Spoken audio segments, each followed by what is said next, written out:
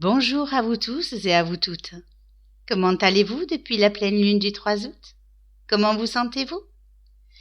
Une pleine lune qui a énergétiquement envoyé du lourd, ce qui a pu révéler certains comportements nocifs ou inadéquats, certaines tensions ou conflits, qui a pas mal sollicité notre émotionnel, mettant à fleur de peau notre sensibilité. Tout ceci afin d'apprendre à nous libérer émotionnellement et intérieurement de certaines situations, retrouver son indépendance d'être, sa propre originalité, pour créer quelque chose qui nous ressemble davantage. C'était aussi la possibilité pour nous de nous ouvrir intérieurement à de nouvelles perspectives, afin d'envisager notre devenir autrement. Aujourd'hui, avec la nouvelle lune du 19 août 2020 dans le 3e décan du signe du Lion, à 26,35 pour le Soleil et à 26,36 pour la Lune, il va nous falloir poser de nouvelles intentions. Peut-être même les reformuler afin de pouvoir commencer ou de pouvoir repartir sur de nouvelles bases ou sur quelque chose de totalement nouveau, que cela soit de nouvelles décisions, de nouveaux projets, un nouveau contrat, une nouvelle relation, un rendez-vous professionnel. Et en Lion, croyez-moi ou pas, on va pouvoir avoir la possibilité de rayonner qui l'on est, nous affirmer davantage ou exprimer un peu plus l'essence de notre être, peut-être même extérioriser notre créativité. En d'autres termes, prendre la place qui nous revient, ou pas. C'est profiter des bons moments, des soirées, des plaisirs, des loisirs, des sorties, mais aussi des rencontres affectives et amoureuses que ce mois d'août nous offre. Car même si nous sommes tous masqués, cela n'enlève rien à l'envie de profiter un max du temps qui nous est offert sous ces journées chaudes et estivales. L'ego, la fierté, l'autorité peuvent se déployer davantage et prendre plus de place, encore plus si l'on rêve de grandeur ou de domination.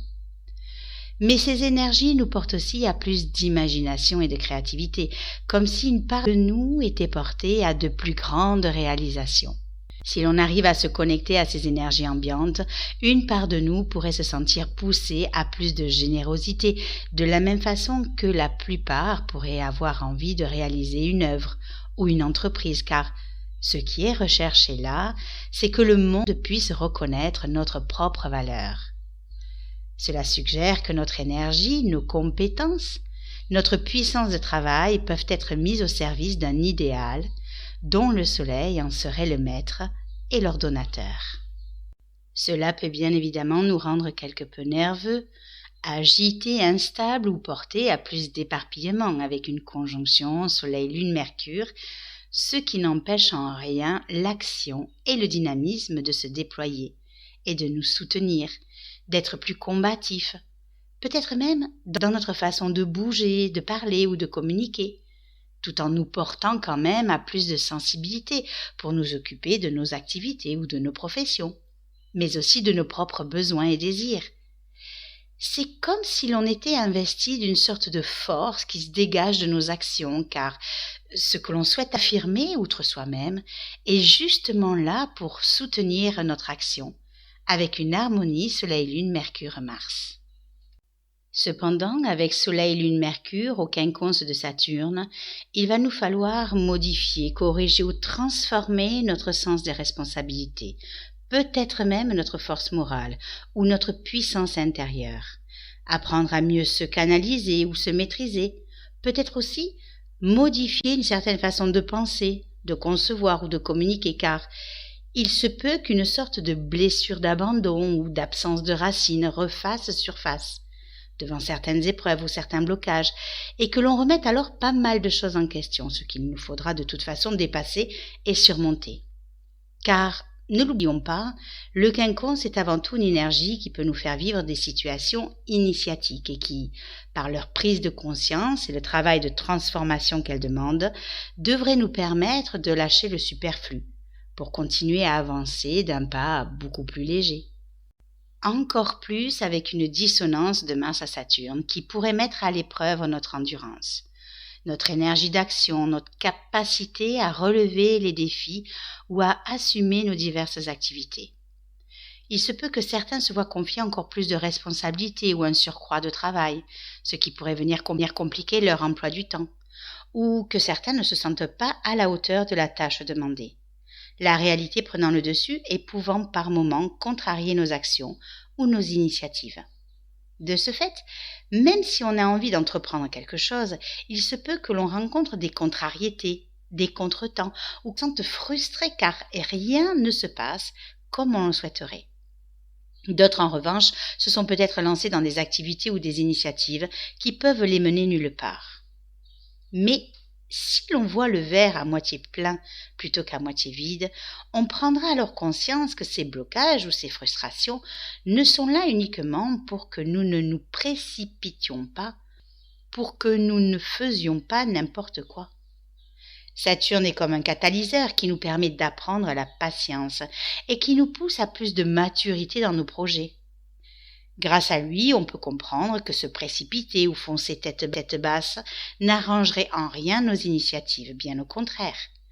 On pourrait foncer tout droit sur des murs qui ne céderont nullement, alors que là, le fait qu'ils nous bloquent ou nous limitent nous permet de sonder toutes les possibilités, toutes les opportunités, en travaillant d'arrache-pied et beaucoup plus sérieusement.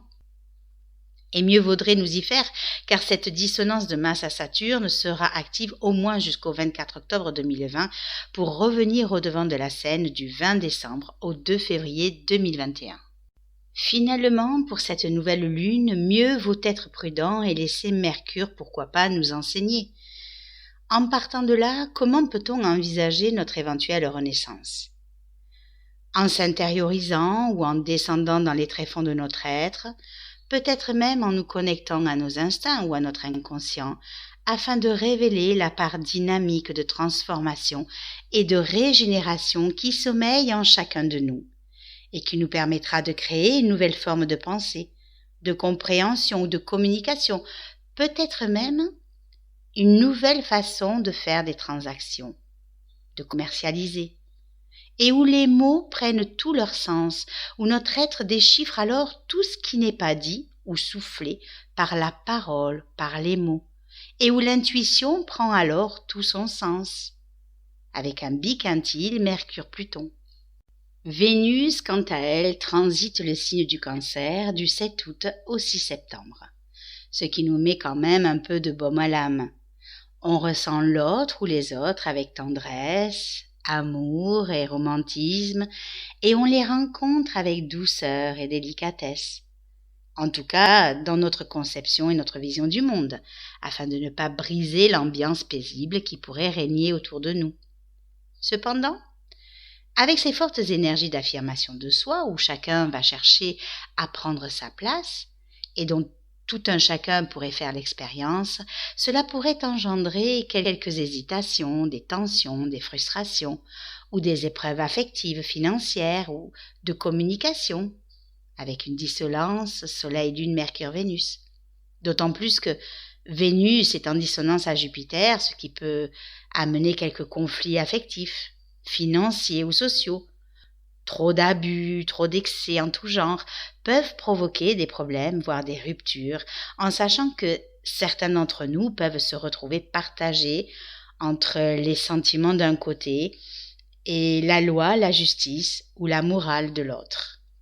C'est d'ailleurs peut-être une des raisons qui pourrait nous pousser au changement et aux transformations de nos relations, afin de vivre nos relations non plus dans la dépendance affective, mais bel et bien dans l'indépendance et l'autonomie. Changer notre façon de concevoir l'amour, notre façon d'aimer, mais aussi nos goûts et le sens de nos valeurs. C'est changer ou transformer en vue de créer un entourage plus conforme à nos attentes, mais surtout de pouvoir vivre l'amour ou l'affectif de façon à évoluer à tous les niveaux, et où chacun respecte l'autre autant que soi-même, sans cage ni possession, avec une harmonie Vénus-Uranus. Tiens, parlons-en justement d'Uranus qui va amorcer sa rétrogradation le 15 août, aux alentours de 16h26 dans le deuxième décan du signe du Taureau, à 10°41, pour revenir dans le premier décan à 6°43 et reprendre sa marche directe le 15 janvier 2021. Bien sûr, Tous les débuts des deuxièmes décans et premiers décans de chaque signe devraient le sentir passer à des degrés différents, bien sûr, ainsi que toute planète ou toute maison qui rentre en interaction avec Uranus. Vont pouvoir en retirer quelques bénéfices intérieurs, car je rappelle qu'une planète qui rétrograde, c'est comme si l'énergie extérieure était enlevée pour agir plus intérieurement, ce qui favorise bien évidemment les besoins de transformation et de changement, d'envie soudaine et d'horizons nouveaux. Donc, vont en retirer tous les bénéfices les signes de terre, Taureau, Vierge et Capricorne, mais aussi les signes d'eau, Cancer, Scorpion et Poisson, ainsi que les Gémeaux, les Béliers et les Verseaux, puisqu'Uranus en est le maître.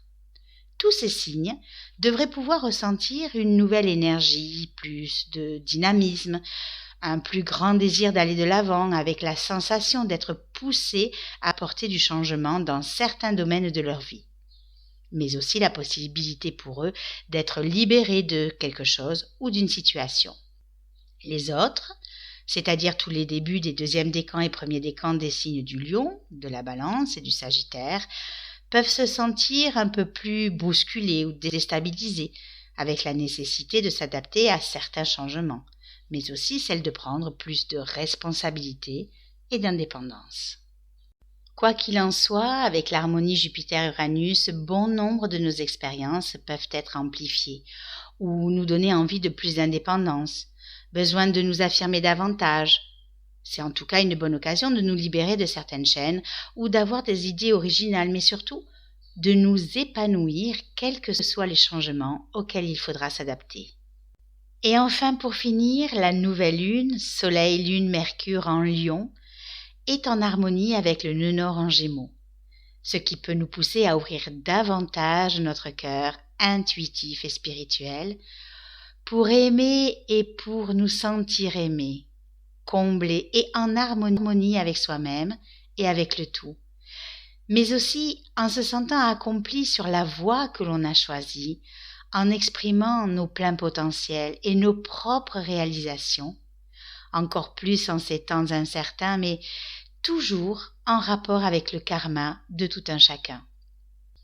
Ce nœud nord est aussi en harmonie avec Mars, et là aussi, selon le thème de tout un chacun, peut aussi nous aider à nous démarquer dans nos intentions, nos activités, nos projets ou nos initiatives, car c'est aussi un moment pour oser, pour entreprendre, ou pour prendre des décisions importantes pour notre évolution et notre devenir.